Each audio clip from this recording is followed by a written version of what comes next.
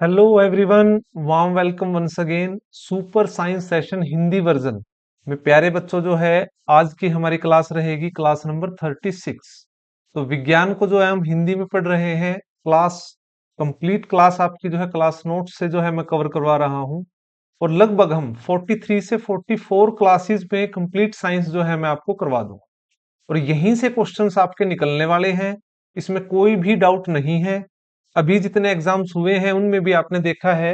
तो ये सभी क्लासेस का जो लिंक है, इस क्लास के एंड में जो है आपको वो लिंक भी मिलेगा। पूरी प्लेलिस्ट जो है आप कंप्लीट साइंस जो है आप देख सकते हैं। ठीक है। तो बायोलॉजी पार्ट जो है इसमें आज हम पढ़ने वाले हैं कोशिका, सेल। ठीक है। ऑर्गन सिस्टम हमारा कंप्लीट हो चुका है। अब जितने भी लिविंग ऑर्गेनिज्म है, जितने भी जीवित, अगर हम बात करें उन सब की सबसे फंडामेंटल यूनिट क्या होती है? सेल। ठीक है, उनकी सबसे मौलिक इकाई है। तो यहां सबसे पहला क्वेश्चन यही बन जाता है। ठीक है। तो डेफिनेशन ऑफ सेल में अगर हम बात करें तो जीवन की मौलिक इकाई है ये, फंडामेंटल यूनिट ऑफ लाइफ। ठीक है, निर्माण खंड भी इसको कहा गया है। और ये लाइफ की रचनात्मक और क्रियात्मक इकाई भी है। ठीक है। तो सेल जो है वो फंडामेंटल यूनिट भी है, फंडामेंटल यूनिट। सेकेंडली जो है ये स्ट्रक्चरल यूनिट है, इसका एक पर्टिकुलर स्ट्रक्चर है और उसके अंदर भी इसके सब पार्ट्स हैं। और थर्ड क्या है? ये फंक्शनल यूनिट भी है। उन सभी पार्ट्स के पर्टिकुलर फंक्शन है जो कंप्लीटली काम करते हैं। और सेल्स फिर जो है इस तरह से नंबर ऑफ सेल्स अलग अलग तरह से बॉडी के अंदर फंक्शनिंग करती है। ठीक है। तो सेल जो है वो क्या है? Fundamental unit. ठीक है। तो अभी तक हमने क्या पढ़ा? सेल क्या है? फंडामेंटल यूनिट है। और सेकेंडली क्या है?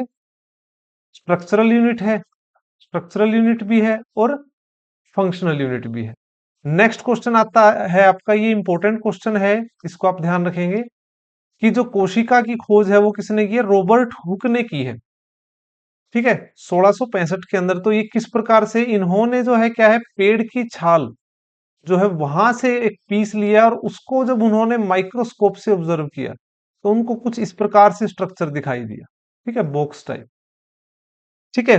जैसे इसका मतलब भी क्या होता है? सेल का मतलब क्या होता है? छोटा कमरा। इन्होंने अपनी बुक के अंदर इस बारे में लिखा था। तो आप ये कह सकते हैं कोशिका की खोज किसने की है? रॉबर्ट हुक ने। ये एक इंपॉर्टेंट क्वेश्चन है। ठीक है। नेक्स्ट इंपॉर्टेंट आ जाता है कि कोशिका के अध्ययन को क्या कहा जाता है? Cytology. Again very very important question है। स्टडी ऑफ सेल क्या होता है? साइटोलॉजी। ये भी आपका इंपॉर्टेंट क्वेश्चन है। अब कुछ और भी डिस्कवरी है इसी चीज से रिलेटेड जो है अलग अलग साइंटिस्टों द्वारा की गई है, उनको भी आप ध्यान देंगे। एंटोनी ल्यूवेन होक जो है, ल्यूवेन होक जो है, इन्होंने फर्स्ट लिविंग सेल की जो है डिस्कवरी की थी। ठीक है, इसको भी आप ध्यान रखेंगे, कंफ्यूजन नहीं होना चाहिए। सेल की डिस्कवरी रॉबर्ट हुक द्वारा। लिविंग सेल को जो स्टडी किया था, लिविंग सेल, बैक्टीरिया को, प्रोटोप्लाजा को, प्रोटोजोवा को, वो स्टडी किया था ल्यूवेन हॉक ने। तो आप ये कह सकते हैं लिविंग सेल की डिस्कवरी किसने की थी? Living cell. तब क्या नाम आएगा? ल्यूवेन हॉक का आएगा।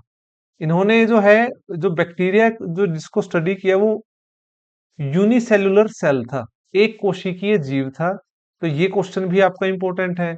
अब नेक्स्ट क्वेश्चन है आपका रॉबर्ट ब्राउन। तो रॉबर्ट ब्राउन ने प्यारे बच्चों क्या किया था? कोशिका, कोशिका की जो न्यूक्लियस है, केंद्रक, उसकी खोज की थी। ये भी इंपॉर्टेंट क्वेश्चन है, इसको भी आप ध्यान रखेंगे। रॉबर्ट हुक द्वारा, रॉबर्ट ब्राउन द्वारा, सॉरी। तो न्यूक्लियस ऑफ सेल जो है वो डिस्कवर्ड बाय रॉबर्ट ब्राउन। ये भी आपका इंपॉर्टेंट क्वेश्चन है, इसको भी आप ध्यान रखेंगे।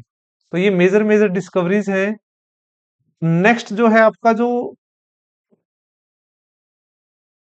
पुनकिर्जे जो है, इन्होंने क्या किया था? प्रोटोप्लाज्म, जो जीव द्रव होता है, कोशिका के अंदर जो जीव द्रव होता है उसकी डिस्कवरी की थी पुनकिर्जे ने। तो ये आपको ध्यान करना है, इंपॉर्टेंट है। और इसी से हेल्प मिली थी कि जो हम कोशिका की जो है स्टडी किस प्रकार से कर पाएंगे। ठीक है।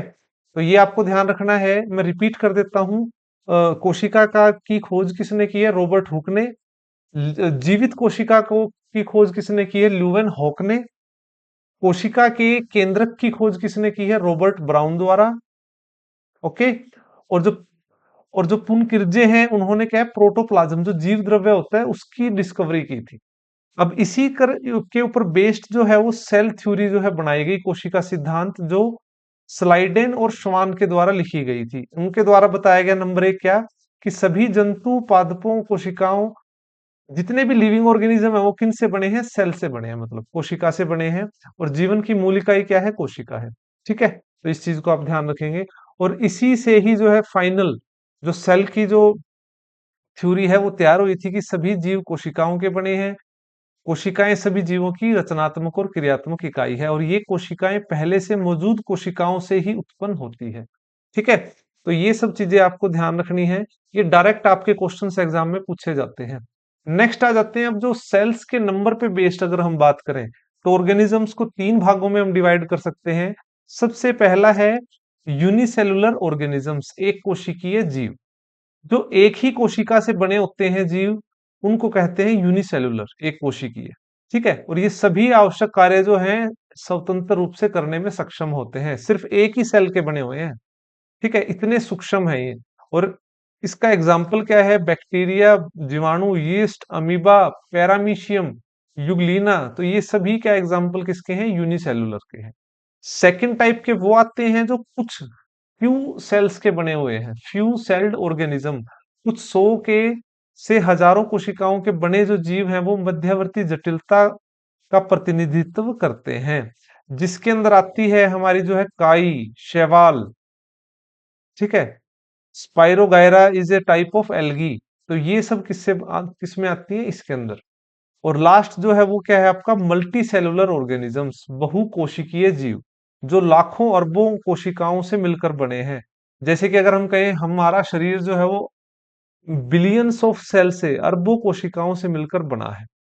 ठीक है, जिसके एग्जाम्पल मनुष्य, बैल, केले का पेड़, गोरिल्ला, इस तरह से इन्होंने लिखा हुआ है। तो ये आपको ध्यान रखने हैं।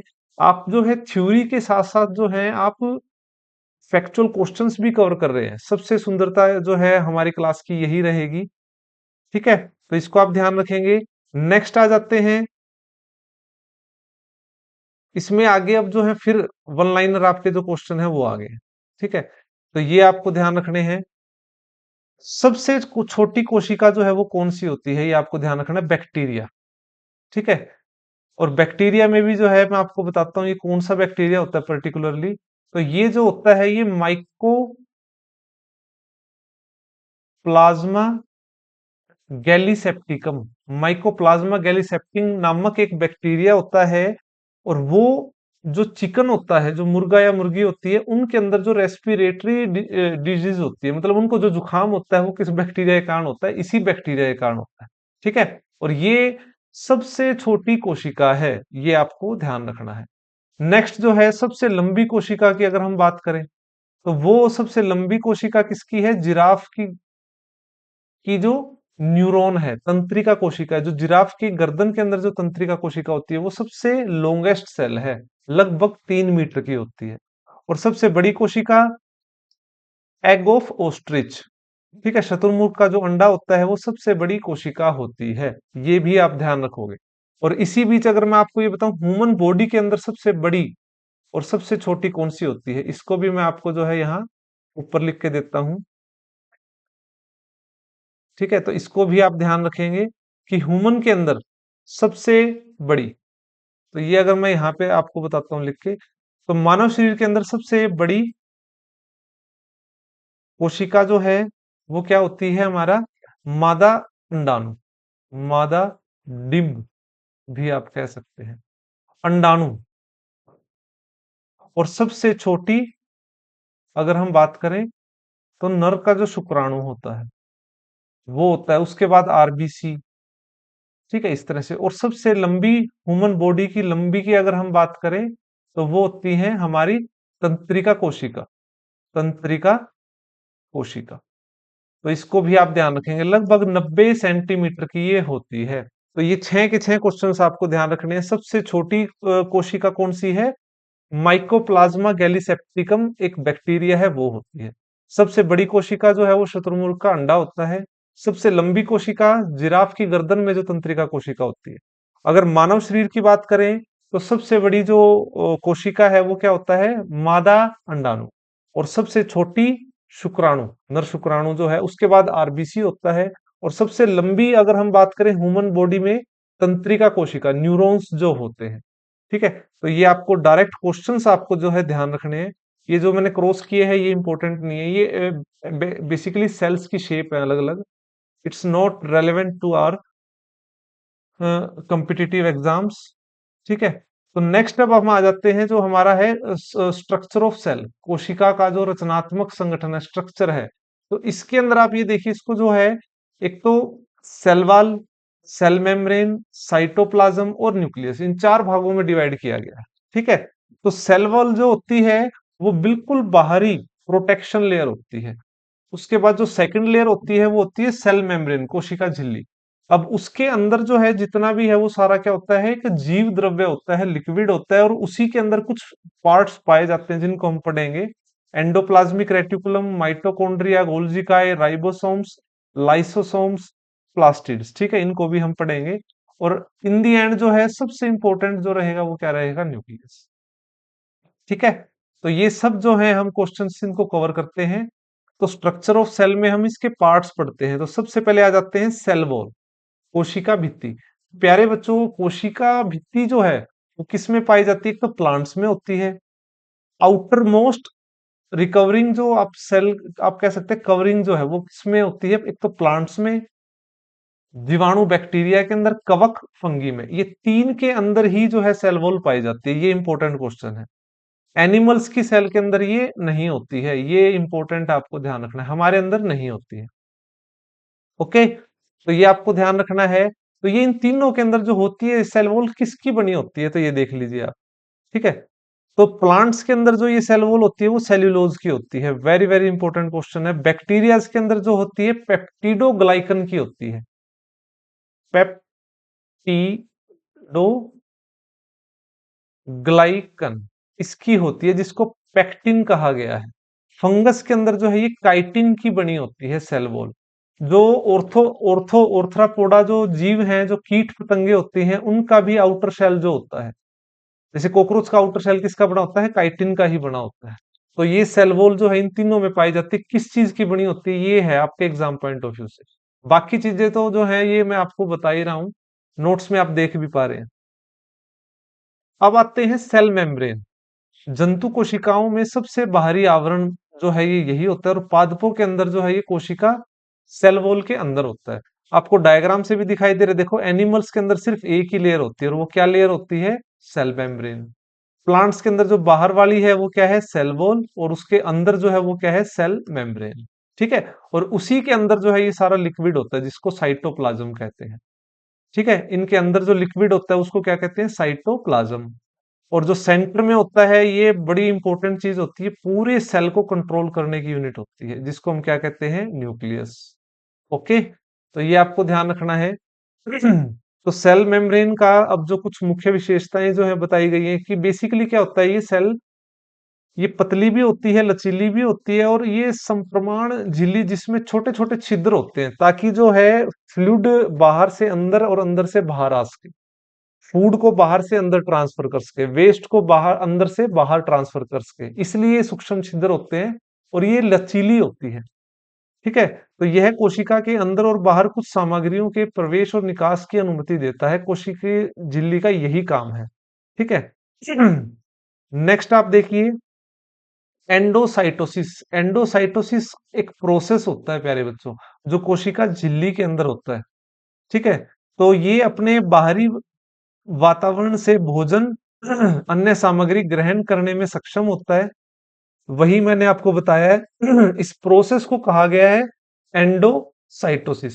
बस ये डिफरेंस है। इस प्रोसेस का नाम आपको ध्यान रखना है, एंडोसाइटोसिस।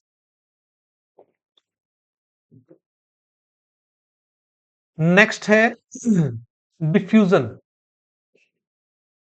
डिफ्यूजन क्या प्रोसेस होता है प्यारे बच्चों, आप ये देखिए, मान लो क्या घर में गैस अगर ओपन छूट जाए, रसोई गैस एलपीजी अगर ओपन छूट जाए, तो उसकी जो स्मेल है वो फैलती चली जाएगी। तो ये क्या हुआ, हाई कंसंट्रेटेड जोन से लो कंसंट्रेटेड की तरफ गैस का फ्लो होता है। ठीक है, ये एक यूनिवर्सल लॉ है, आप एक समझ लीजिए, सार्वभौमिक नियम है। तो डिफ्यूजन का मतलब यही होता है। ठीक है, आप कहीं ग्रुप में बैठे कोई फाट कर देता है अगर, ठीक है, तो वो आपको स्मेल जो है आ जाती है। तो डिफ्यूजन यही है, उच्च सांद्रता वाले क्षेत्र से कम सांद्रता वाले क्षेत्र की ओर किसी पदार्थ की गति, इसी को कहते हैं डिफ्यूजन। समझ आ गई आपको बात? तो ये डिफ्यूजन क्या रहेगा? जो कार्बन डाइऑक्साइड है, ऑक्सीजन जैसे कुछ पदार्थ का विसरण नामक प्रक्रिया जो है कोशिका झिल्ली के अंदर ही होती है। ठीक है, तो ये प्रोसेस भी होता है, क्योंकि आपको ये पता है जो आप हमारी एनर्जी जो बनती है एटीपी हमारी बॉडी की, वो सेल के अंदर बनती है। तो सेल के अंदर जो है ऑक्सीजन का आना, कार्बन डाइऑक्साइड का जाना, तो ये कहाँ से होगा? डिफ्यूजन से ही होगा। ठीक है, इसी प्रकार एक और जो है प्रोसेस होता है ओस्मोसिस, ये भी इंपॉर्टेंट है फिजिक्स पॉइंट ऑफ व्यू से भी। ओस्मोसिस क्या होता है प्यारे बच्चों? आप ये देख लीजिए, कोई लिक्विड है, आपने क्या किया, कोई लिक्विड है, उस मान लो एक बाल्टी के अंदर जो है ना, आपने क्या लिया, पानी है, पानी है और आपने छलनी को यूज किया, उस पानी के अंदर कुछ पार्टिकल्स है, आपने जैसे छलनी को यूज किया और बाहर निकाला, तो क्या हुआ, उस लिक्विड में से जो पार्टिकल थे, ठीक है, जो बड़े पार्टिकल्स थे वो उस छलनी के अंदर रह गए। ये ओस्मोसिस होता है प्यारे बच्चों। जो हम आरओ सिस्टम यूज करते हैं वो भी ओस्मोसिस मेम्ब्रेन के ऊपर ही बेस्ड होता है, जो क्या करता है, जो बारीक कण है वो उसके अंदर रह जाते हैं। तो ये ओस्मोसिस होता है सांद्रण प्रवणता के साथ अर्ध पारगम्य झिल्ली के माध्यम से जल के अणुओं की गति को प्रासरण कहा जाता है। ठीक है ना? तो इनसे आप नहीं समझे होगे, बिल्कुल सिंपल भाषा में मैं आपको बताता हूँ। मान लीजिए क्या है, आपने एक पौधा लगा रखा है और आपने पानी दिया उसको। अब वो पानी दिया तो उस पानी के देने से पौधे को क्या फायदा है, वो उसकी जड़ों से न्यूट्रिशन को, मिनरल को, वाटर को ऊपर की ओर खींच लेगा। ठीक है, कैपिलरी एक्शन के थ्रू प्लस ओस्मोसिस के थ्रू। ठीक है, ये मैंने नीचे लिखा भी है, पौधों की जड़ों द्वारा जल का अवशोषण भी प्रासरण का ही एक उदाहरण है। ठीक है, तो ये आपको ध्यान रखना है। मान लो क्या है, ये एक हाई कंसंट्रेटेड लिक्विड है और यहां हमने एक मेम्ब्रेन लगा दी है, तो इसमें से कुछ थिक पार्टिकल्स भी हैं, तो जब इस तरफ जाएंगे तो वो थिक पार्टिकल्स यहाँ आ जाएंगे। ठीक है, तो ये आपको ध्यान रखना है। तो ये नीचे जो है ये अदर इंपॉर्टेंट नहीं है। तो हम स्ट्रक्चर ऑफ सेल में उसके पार्ट्स पढ़ रहे हैं। अब आते हैं साइटोप्लाज्म। साइटोप्लाज्म क्या होता है? जीव द्रव्य कहते हैं इसको, कोशिका का द्रव्य भी कहा जाता है। तो प्लाज्मा झिल्ली के अंदर की सामग्री, केंद्रक को छोड़कर वो सारा क्या है, साइटोप्लाज्म के अंदर आता है। ओके, तो ये आपको ध्यान रखना है। और इसका मुख्य कारण जो है, इसके मुख्य काम क्या है, वो आप जो है डिटेल में अगर हम बात करें तो इसके पार्ट्स को हम स्टडी करते हैं। अंतःद्रावी जालिका जो होती है, एंडोप्लाज्मिक रेटिकुलम, ईआर। तो ये ईआर जो होता है प्यारे बच्चों, ये कुछ इस प्रकार से होता है। न्यूक्लियस, न्यूक्लियस के बाहर जो है कुछ इस प्रकार से, और इसके साथ कुछ इस प्रकार से ये होती है, ये बनी होती है, जो आपको यहाँ पे दिखाई गई है। ठीक है, तो एक तो होती है रफ ई आर, एक होती है स्मूथ ई आर। रफ के ऊपर क्या होता है, डॉट्स होते हैं इस तरह से। ठीक है, दो प्रकार की होती है ये। ठीक है, इसका फंक्शन वहीं तक है। जो रफ ई आर होती है वो क्या करती है, प्रोटीन का सिंथेसिस करते हैं, आपको बस ये ध्यान रखना है। ठीक है, जो रफ ई आर होती हैं वो क्या करती हैं, रफ ई आर प्रोटीन का सिंथेसिस करती हैं, संश्लेषण करती हैं, सरल भागों में तोड़ती है। और जो स्मूथ ई आर होती है वो क्या करती हैं, लिपिड, फैट, उसका संश्लेषण करती है, सिंथेसिस करती हैं। ये जो है इसका मुख्य काम होता है। ठीक है, तो ये इंपॉर्टेंट काम है, आप इसको ध्यान रखोगे। एंडोप्लाज्मिक रेटिकुलम दो प्रकार के होते हैं, रफ और स्मूथ। रफ जो है वो प्रोटीन का सिंथेसिस करता है, और जो स्मूथ है वो लिपिड्स का सिंथेसिस करता है। ठीक है, तो ये चीजें बाकी इतना डिटेल में जो है आपको आवश्यकता नहीं है, आप पढ़ भी सकते हैं, स्क्रीन पे दिखाई दे रहा है आपको। नेक्स्ट आता है गोल्जी एपरेटस। जो गोल्जी काय होता है, ये क्या करता है प्यारे बच्चों, ये ना पैकेट्स बनाता है। ठीक है, आपने देखा होगा ट्रेन में जो है वो खाना लेके आते हैं तो वो पैकेट्स में तैयार करके रखता है। तो ये पैकेट्स की फॉर्म में जो है अपनी पैकेट्स बनाता है, जिस पैकेट के अंदर जो है ये फूड, ये आप कह सकते हैं अलग अलग चीजें, लिक्विड सब्सटेंस, उन सभी का भंडारण करता है। ठीक है, तो ये इसका मुख्य कार्य है, इसका उत्पादकों का भंडारण, संशोधन, पैकेजिंग, ये है इसका गोल्जी काय का काम। ठीक है, तो इसको आप ध्यान रखेंगे, ये इसका इंपॉर्टेंट पार्ट। ठीक है, हर एक के बारे में आपको एक पॉइंट याद रखना है, बस वही इंपॉर्टेंट आपके लिए। लाइसोसम, लाइसोसम क्या होता है? जहां लाइफ का सम होता है, आप ये समझ लीजिए। ठीक है, लाइसोसम के अंदर जो है प्यारे बच्चों हाइड्रोलाइटिक एंजाइम्स होते हैं। क्या होते हैं? एंजाइम्स होते हैं। और ये हाइड्रोलाइटिक एंजाइम्स क्या करते हैं? जो सेल्स फटती हैं, क्षतिग्रस्त होती हैं, उनको जो है इस हाइड्रोलाइटिक मतलब हाइड्रो मीन्स लिक्विड, एक एंजाइम होता है उसके अंदर जो है वो डाल देती है और उस सेल्स को डिस्ट्रॉय कर देती है। ये काम होता है लाइजोसम का, लाइजोसम, लाइजोसोम सॉरी। और इसके जो है नाम, इसको आप ध्यान रखेंगे, आत्मघाती थैला, सुसाइडल बैग ऑफ सेल किसको कहेंगे? लाइसोसोम्स। ठीक है, निपटान थैला, disposal bag, atom bomb, cleaners, ये सभी नाम जो है इसको दिए गए हैं। तो लाइजोसोम्स का जहां लाइफ का सम होता है, ठीक है, तो यहाँ सेल के जो पार्टिकल्स हैं वो इसके अंदर कंज्यूम हो जाते हैं, सुसाइडल बैग इसको कहा गया है। ये इंपॉर्टेंट है, आपको इसको ध्यान रखें। नेक्स्ट आ जाते हैं माइटोकॉन्ड्रिया। तो माइटोकॉन्ड्रिया को आप एक तो ये चीज ध्यान रखो प्यारे बच्चों, इसको पावर हाउस ऑफ सेल कहा जाता है। मोस्ट इंपॉर्टेंट क्वेश्चन है ये आपका, पावर हाउस ऑफ सेल। ठीक है, क्या कहेंगे? कोशिका का बिजली घर, बिजली घर। ठीक है, तो हमारी बॉडी के अंदर जो एनर्जी बनती है वो इसी के अंदर बनती है। ठीक है, माइटोकॉन्ड्रिया के अंदर बनती है। अल्टेमन जो है, इन्होंने 1894 में इसकी खोज की थी, ये आपको ध्यान रखना है। ये कुछ इस प्रकार से जो है, ये कुछ इस प्रकार से, अगर इसकी शेप को अगर खोल के दिखाया जाए, ठीक है ना, ये चीज इसके अंदर इस प्रकार से ये स्ट्रक्चर होते हैं। यहाँ राइबोसोम्स भी होते हैं और इसके अंदर डीएनए स्ट्रक्चर भी होता है, ये आपको ध्यान रखना है। माइटोकॉन्ड्रिया के अंदर जो है एक तो डीएनए पाया जाता है और एक राइबोसोम। ठीक है, तो डीएनए जो है वो एक न्यूक्लियस के अंदर पाया जाता है और एक माइटोकॉन्ड्रिया में। तो इसका काम होता है ऊर्जा को तैयार करना। तो ये जो एनर्जी तैयार करता है वो एटीपी की फॉर्म में तैयार करता है, एडिनोसिन ट्राइफॉस्फेट। ठीक है, और एक ग्लूकोज जो है वो 38 एटीपी का निर्माण करता है। ठीक है, और जैसे ही हमें एनर्जी की रिक्वायरमेंट होती है तो एटीपी एडिनो ट्राइफॉस्फेट जो है वो टूट जाएगा एडिनो डाइफॉस्फेट की फॉर्म में। ठीक है, तो ये आपको ध्यान रखना है। माइटोकॉन्ड्रिया क्या है? पावर हाउस ऑफ सेल है। इसकी डिस्कवरी अल्टेमन द्वारा की है। न्यूक्लियस के अलावा किसके अंदर जो है डीएनए पाया जाता है? वो माइटोकॉन्ड्रिया होता है। ओके, तो ये पार्ट आ जाते हैं। नेक्स्ट है सेल के स्ट्रक्चर में प्लास्टिड। अगर हम बात करें तो प्लास्टिड दोहरी झिल्ली वाले कोशिकांग होते हैं। ये पादपों शैवाल कोशिकाओं में पाए जाते हैं। ओके, तो ये दो प्रकार के होते हैं प्यारे बच्चों, क्रोमोप्लास्ट और ल्यूकोप्लास्ट। क्रोमोप्लास्ट को आप ध्यान रखिए कि इसके अंदर कलर है, क्रोमो से ध्यान रखिए कि ये कलरफुल है। ल्यूकोप्लास्ट जो है ये क्या है? इसके अंदर कोई कलर नहीं है। ओके, तो ये इसके अंदर बेसिक डिफरेंस है। और क्रोमोप्लास्ट, ये क्लोरोफिल वर्णक युक्त क्रोमोप्लास्ट को क्लोरोप्लास्ट के रूप में जाना जाता है। ठीक है, क्रोमोप्लास्ट के अंदर ही होता है क्लोरोप्लास्ट, क्लोरो,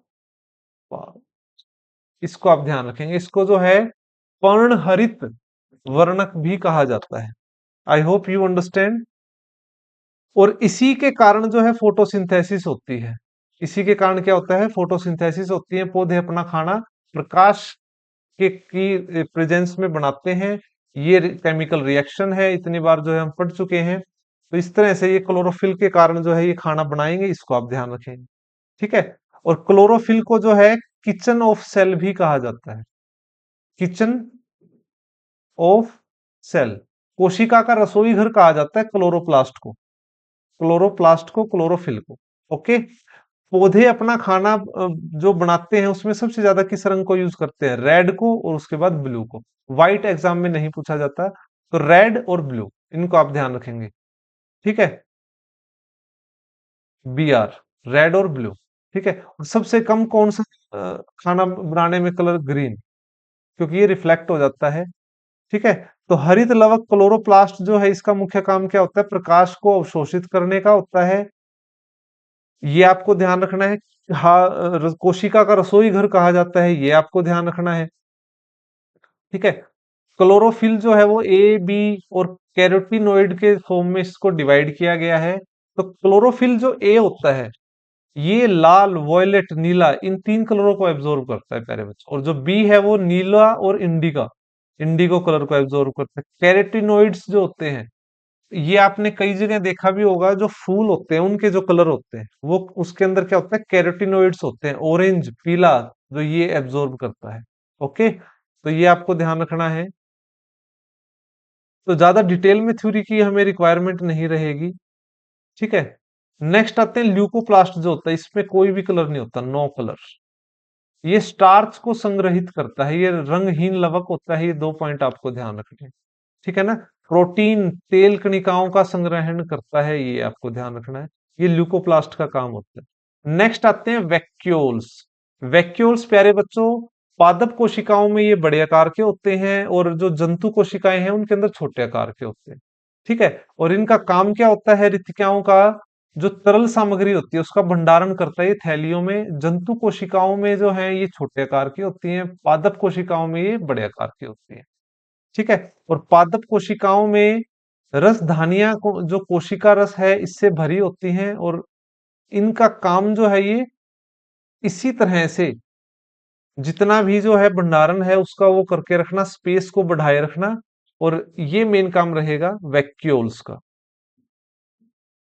ठीक है। सबसे ज्यादा जो है ये आपने देखा होगा एग्जांपल, अमीबा जो है, अमीबा जो है उसके अंदर ये ज्यादा एक्टिवली काम करता है। अमीबा जैसे एकल कोशिका वाले जीवों में खाद्य रितिका में खाद्य पदार्थ होते हैं।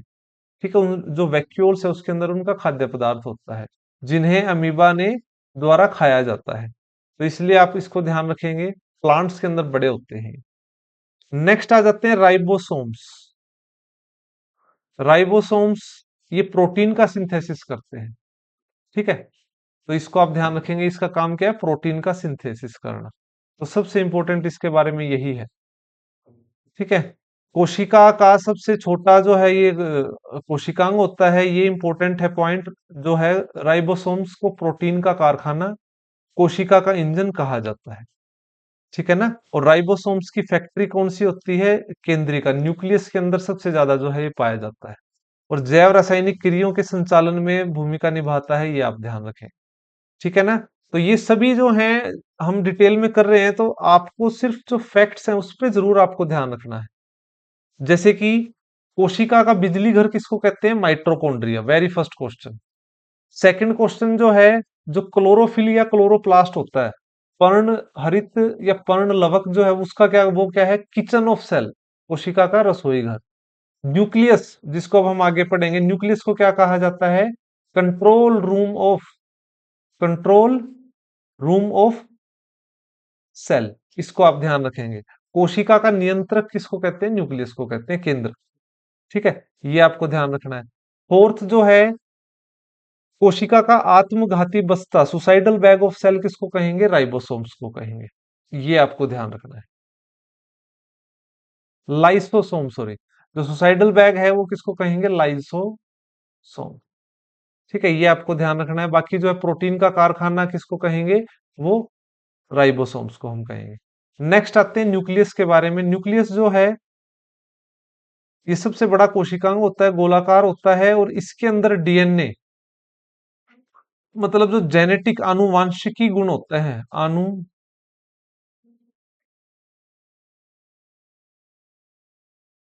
आनुवंशिकी गुण जो है इसके अंदर पाया जाता है। जेनेटिक मटेरियल होता है डीएनए। ठीक है। तो ये इंपॉर्टेंट रहता है इसके अंदर, इसलिए इसको कहा जाता है कंट्रोल रूम ऑफ सेल। कोशिका प्यारे बच्चों दो प्रकार की होती है, एक तो प्रोकारियोटिक और एक यूकारियोटिक। इसको आप सिंपल भाषा में समझिए, प्रोकारियोटिक कोशिकाएं कौन सी होती हैं, जो पुराने तरह की, पुराने तरह की, जैसे पुराने तरह के लोग होते थे, तो पुराने तरह के होते थे तो बहुत लिमिटेड सोच के, मतलब जो है ये एक कोशिकीय जीव होते थे, एक कोशिकीय जीव होते थे। यूकारियोटिक जो है, यूकारियोटिक युवा, इसको आप ध्यान रखो, युवा, जो नई सोच के हैं। ठीक है। तो ये जो है बहुकोशिकीय, बहुकोशिकीय। ठीक है, इसमें भी एक कोशिकीय पाए जाते हैं, लेकिन उनके जो ऑर्गन्स हैं उसके अंदर जो न्यूक्लियस है वो प्रॉपर डेवलप्ड होते हैं। ठीक है, प्रोकार्योटिक जो है पुरानी तरह के, वो प्रॉपर डेवलप्ड नहीं होते हैं, तो इसको आप ध्यान रखेंगे।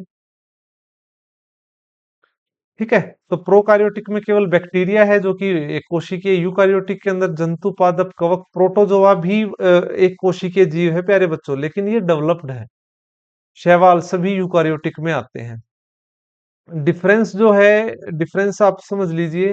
देखिए, प्रोकार्योटिक जो होते हैं बैक्टीरिया, यूकार्योटिक जंतु पौधे, इसके अंदर जो न्यूक्लियस होता है अनुपस्थित होता है, डीएनए का क्षेत्र में मौजूद होता है, जिसे न्यूक्लियोइड कहा जाता है। इसके अंदर न्यूक्लियस नहीं होता, इसके अंदर क्या होता है, न्यूक्लियोइड्स होते हैं। और इसके अंदर वेल बाउंड्री जो है डिफाइन होती है, न्यूक्लियस होता है, जिसके अंदर डीएनए भी होता है। साइज इसका जो है प्रोकार्योटिक के छोटे होते हैं, इसका बड़ा होता है। छोटे राइबोसोम्स पाए जाते हैं 70S जिसको कहा जाता है, बड़े राइबोसोम्स पाए जाते हैं। ओके, तो ये आपको ध्यान रखना है। अब इसमें जो है, अब हम बात करते हैं क्रोमोसोम्स की। क्रोमोसोम्स, गुणसूत्र, गुणसूत्र, ये जेनेटिक मटेरियल को हम पढ़ रहे हैं। मुख्य कार्य जो है, ठीक है, जो न्यूक्लियस होता है उसमें गुणसूत्र होते हैं जो जीन्स से बने होते हैं, जो आनुवंशिक लक्षणों को नियंत्रित करते हैं। न्यूक्लियस के भीतर कुछ अम्ल भी पाए जाते हैं जिसको न्यूक्लियक अम्ल कहा जाता है, न्यूक्लियक एसिड भी पाया जाता है। ठीक है, अब जो क्रोमोसोम्स हैं उसमें डीएनए और आरएनए दो भागों में डिवाइड किया गया है। सबसे पहले तो आप ये क्वेश्चन देख लीजिए कि भाई क्रोमोसोम्स गुणसूत्र की संख्या। ठीक है, राउंड वॉर्म जो होते हैं, जो केचुए होते हैं, उनके अंदर होते हैं 4 गुणसूत्र, 4 पेयर होते हैं। सॉरी, टोटल 4 होते हैं। राइस जो होती है उसके अंदर टोटल 24 होते हैं। ह्यूमंस जो होते हैं उनके अंदर टोटल 46 होते हैं, मतलब 23 पेयर होते हैं। समझ गए आप? चिंपैंजी जो होता है उसके अंदर 48 होते हैं, डॉग के अंदर 78। तो ये इस तरह से कुछ एक आपको याद रखने हैं। सबसे इंपॉर्टेंट जो है वो ह्यूमन और राइस, ये एग्जाम में काफी बार पूछा जाता है। टोटल गुणसूत्र जो होते हैं ये पेयर की फॉर्म में होते हैं प्यारे बच्चों, कुछ इस प्रकार से होते हैं। ये देखो, इस प्रकार से ये पूरा पेयर है, ये इसको कहेंगे हम गुणसूत्र।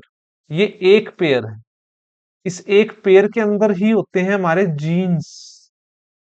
उन जीन्स के अंदर होता है डीएनए, आरएनए, उनके स्ट्रक्चर्स। ओके, तो ये होते हैं इस प्रकार से। आगे बढ़ते हैं। अब सबसे ज्यादा गुणसूत्र किसके हैं और कितने हैं, ये अब 613 उन्हें बताया, इससे भी ज्यादा होते हैं। ओफिनोग्लुजुम, ग्लूसुम जो होता है, इसके अंदर पाए जाते हैं सबसे ज्यादा। ये क्या है प्यारे बच्चों, ये एक पौधा है जिसके अंदर सिर्फ एक ही पत्ता होता है।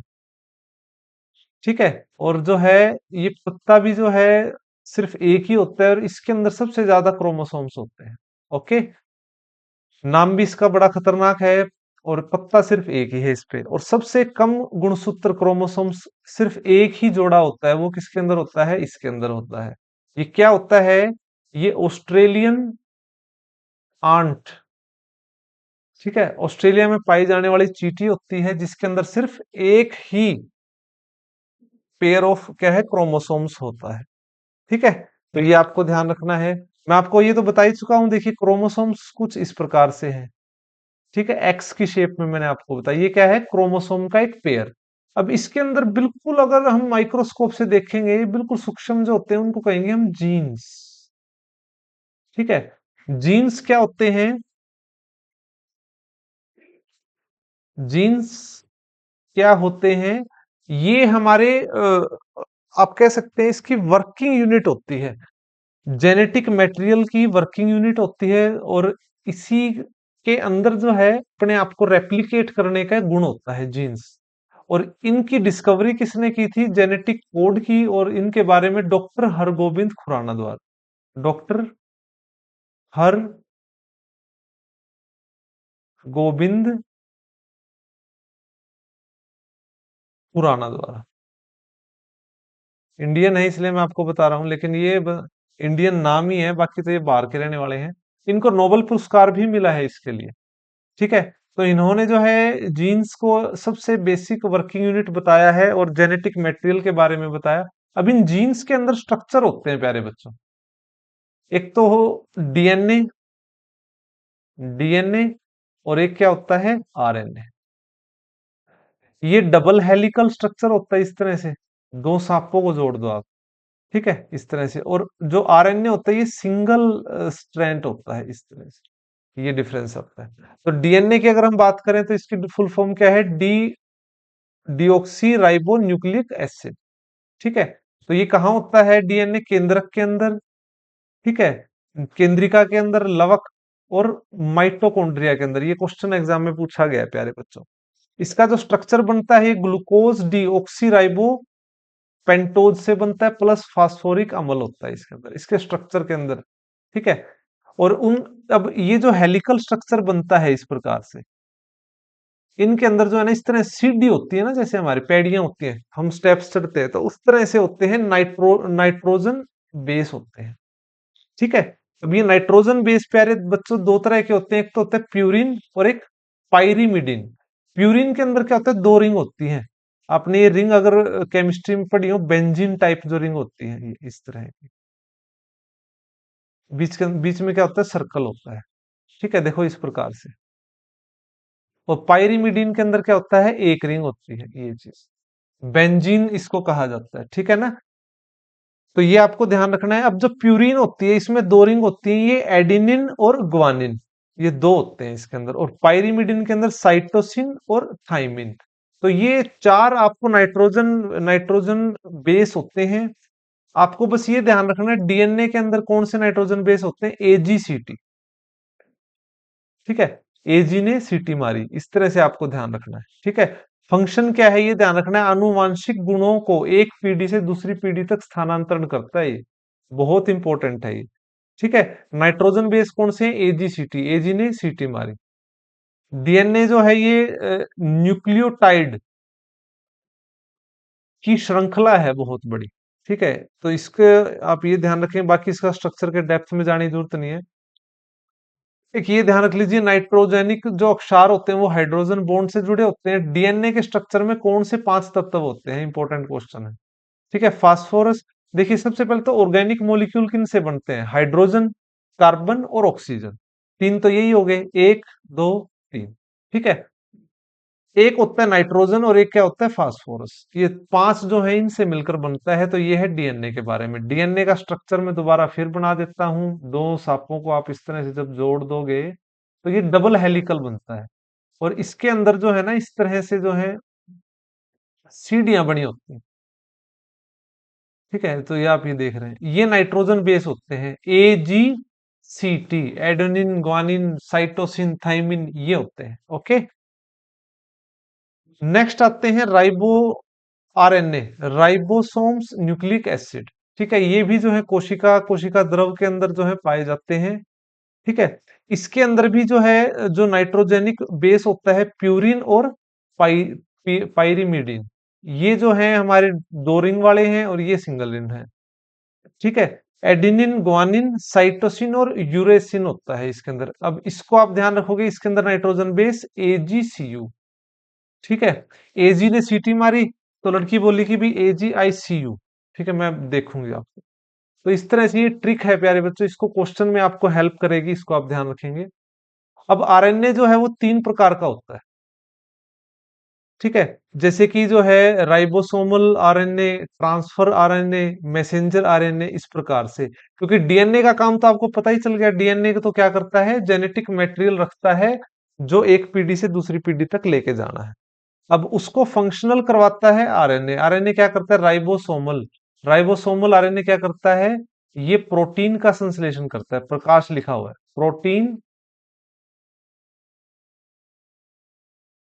ठीक है, प्रकाश की जगह आएगा प्रोटीन, प्रोटीन का संश्लेषण करता है, सिंथेसिस ऑफ प्रोटीन। ठीक है, ट्रांसफर आरएनए क्या करता है, जो एमिनो एसिड्स हैं उनको जो है वो ट्रांसफर करता है एक स्थान से दूसरे स्थान पर, उनका फिर सिंथेसिस करता है, संश्लेषण करता है।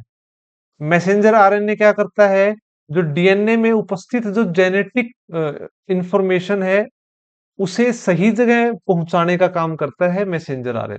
ओके, तो इसको आप ध्यान रखेंगे। ठीक है, तो ये यहां तक, बाकी जो है इसको इतना डेप्थ में तो पढ़ने की आवश्यकता नहीं रहेगी। जैसे डीएनए से डीएनए का बनना होता है रेप्लिकेशन, ये टर्म काफी बार यूज होता है, स्व प्रकटीकरण, प्रतिकरण जो है, डीएनए से डीएनए बनना। ठीक है, डीएनए से आरएनए बनना जो है वो ट्रांसक्रिप्शन, और आरएनए से डीएनए का बनना रिवर्स ट्रांसक्रिप्शन, और आरएनए से प्रोटीन का बनना सिंथेसिस ट्रांसलेशन। ठीक है, अब हम बात कर लेते हैं जो सेल्स होते हैं, मल्टीपल सेल्स होते हैं, वो टूटते रहते हैं, बढ़ते रहते हैं, और जो खत्म होते रहते हैं, तो वो सेल साइकिल होता है प्यारे बच्चों। क्या होता है? सेल का साइकिल होता है। और सेल साइकिल में ही, उस प्रोसेस में क्या होता है, कोशिका का विभाजन होता है, जिसको हम कहते हैं सेल डिवीजन। ठीक है, सेल्स का टूटना, ठीक है, ग्रो करना। अब ये दो प्रकार के प्रोसेस होते हैं, एक तो माइटोसिस होता है, एक मियोसिस होता है, एक समसूत्री होता है, एक अर्धसूत्री होता है। इसमें क्या होता है कि जब ये समसूत्री जब ब्रेक होगा, मान लो ये ब्रेक होगा, तो ये अपने जैसे ही दो में ब्रेक होगा। अर्धसूत्री जब ब्रेक होगा, तो ये हाफ हाफ हो जाएगा। समझ रहे हैं आप बिल्कुल सिंपल भाषा में ये समझिए। अब एग्जांपल से देखिए, मान लो क्या है, पेरेंट सेल के पास 46 क्रोमोसोम्स है। जब ये विभाजित होगा तो बाद में जो इसकी डॉटर सेल बनेगी, उन दोनों के अंदर 46 क्या होंगे? क्रोमोसोम्स होंगे। ठीक है, और जो मियोसिस होता है अर्धसूत्री, इसके अंदर जो है अगर 46 क्रोमोसोम्स डिवाइड होंगे, तो वो 23 पेरेंट्स डॉटर सेल में डिवाइड हो जाएंगे।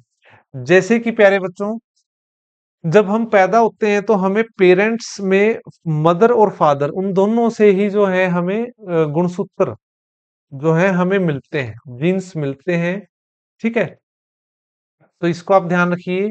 अब मान लो क्या है, हमारे जो है 46 क्रोमोसोम्स होते हैं, तो इनको मैं 44+2 में डिवाइड कर देता हूँ प्यारे बच्चे। ठीक है, 44+2। ओके, तो 44 जो हमें पेरेंट से मिले हैं, वो उनको कहा जाता है ऑटोसम, जिसमें हमारा जो है बिहेवियर कैसा रहेगा, हम दिखेंगे कैसे, हमारी स्किन कैसे रंग की होगी, आंखों का कलर क्या होगा, त्वचा कैसी होगी, तो all all the features rather than sexual, वो सभी जो है वो ऑटोसम के अंदर होते हैं। और रेस्ट ऑफ जो दो की अगर हम बात करें, तो ये हमारे सेक्स क्रोमोसोम्स होते हैं, जो हमारा सेक्स डिफाइन करते हैं, हम मेल बनेंगे या फीमेल बनेंगे। ओके, तो ये जो है, अब ये हमें 50% फादर से आना है, 50% मदर से आना है, तो ये मान लो क्या है, एक्स वाई बन गया। ठीक है, तो एक्स वाई बना, तो हमें ये जो एक्स मिला, ये वो मदर से मिला, वाई हमें फादर से मिला। ठीक है, तो ये इस तरह से स्प्लिट होते हैं। तो ये जो है सोमेटिक सेल के अंदर होता है ये प्रोसेस, जो माइटोसिस होता है। और मियोसिस जो होता है, ये हमारा गैमेट्स, जो सेल की सेक्स होती है उसके अंदर होता है। सोमेटिक सेल्स, सेक्स सेल को छोड़कर जो भी सेल होती है, उन सभी को सोमेटिक सेल्स कहते हैं, उसी के अंदर होगा। और ये पर्टिकुलर सेल्स के अंदर होता है। ठीक है, अब माइटोसिस कहाँ होता है? जैसे नोज की सेल है, स्किन की सेल है, हैंड्स की सेल है। और जो मियोसिस होता है, ये एग, स्पर्म, जो सेक्सुअल रिलेटेड है, वो सारा मियोसिस होता है। तो ये सेल के बारे में जो है आपको मैंने थ्योरी भी कराई है। और थ्योरी के अंदर सबसे ज्यादा प्यारे बच्चों इस टॉपिक के फैक्चुअल क्वेश्चंस ही हैं, जो आपको ध्यान रखने हैं। ठीक है, तो सुपर साइंस सेशन जो हिंदी वर्जन में चल रहा है, उसकी जो आपको प्लेलिस्ट जो है क्लास के एंड में भी आपको स्क्रीन पे दिखेगी। ठीक है, अब जो है 36 क्लास हो चुकी है। अब ऑलमोस्ट अब हम जो है इस सीरीज को खत्म ही करने वाले हैं। ठीक है, आप सबके प्यार के लिए धन्यवाद।